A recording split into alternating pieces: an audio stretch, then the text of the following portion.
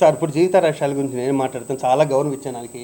AK Paul దగ్గర నుంచి లక్ష్మీపార్వతి వరకు అన్ని పార్టీలు మారారు. మూవీ ఆర్టిస్టేషన్ గురించి పడ్డారు. ఓకేనా, ఇక్కడన్నా 2 ఏళ్ళు శుభ్రంగా చేయమని చెప్తా.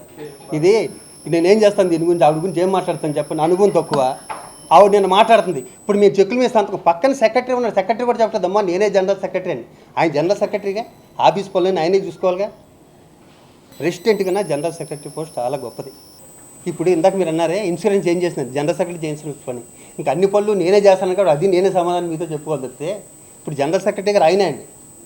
ఆయనే పక్కన ఉండగా ఇప్పుడు నేను ఎలాగే చెప్పాలంటుంది ఆవిడకేమో పాపం తెలియట్లేదు జీవితకి. ఏదైనా వ్యక్తిగతంగా ఆరోపణలు చేయడానికి నాకు జీవిత గారు ఒకసారి ఫోన్ చేసి శ్రీరెడ్డి గారి విషయంలో కానీ డ్రగ్స్ విషయంలో కానీ నువ్వు సరిగ్గా స్పందించలేదు అన్నారు. తల్లి యూట్యూబ్లు చూడమ్మా, డ్రగ్స్ విషయంలో నేను స్పందించినట్టు నాకు తెలిసి నేను ఉన్న ప్లేస్లో ఏ ప్రెసిడెంట్ స్పందించడు. ఇదే కేబీఆర్ దగ్గర మన ఇండియా వైస్ ప్రెసిడెంట్ వెంకయ్యనాయుడు గారిని తీసుకొచ్చి ఆ రోజు ఎంతో పెద్ద ఎత్తున చేశాం ఆ రోజు.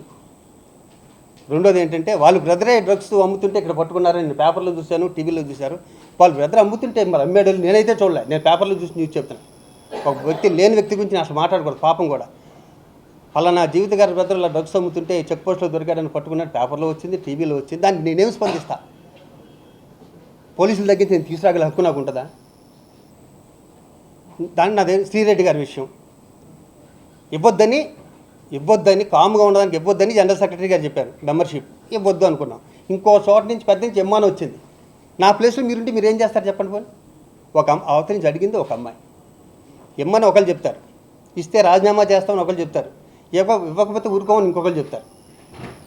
ఆ కన్ఫ్యూజ్ అప్పుడున్న సిచ్యువేషన్లో, అప్పుడు ఆ అమ్మాయి చేసిన ప్రభుత్వంలో, అప్పుడు నేనున్న మెంటల్ బ్యాలెన్స్లో అప్పుడు ఏం చేయాలో అందరూ కన్ఫ్యూజ్లో ఉన్నాం. ఆ జరిగిన పొరపాటు నాకు జీవిత గారు చెప్పడం అంటే ఆ రెండు నన్ను మనక్షోభానికి గురి చేసినాయి కాబట్టి నేను ప్రెసిడెంట్గా నుంచుందాం అనుకుంటున్నాను అన్నారు. మరి ఈ వ్యక్తికి స్త్రీల మీద అంత గౌరవం ఉండి జనరల్ సెక్రటరీ ఆమెనే ప్రెసిడెంట్గా చేయొచ్చుగా. ఇప్పుడు నరేష్ గారు జీవిత గారినే చేయొచ్చుగా ప్రెసిడెంట్. మేము అందరం తప్పుకునే వాళ్ళం డెఫినెట్గా. అదే అంత ప్రేమ ఉంటే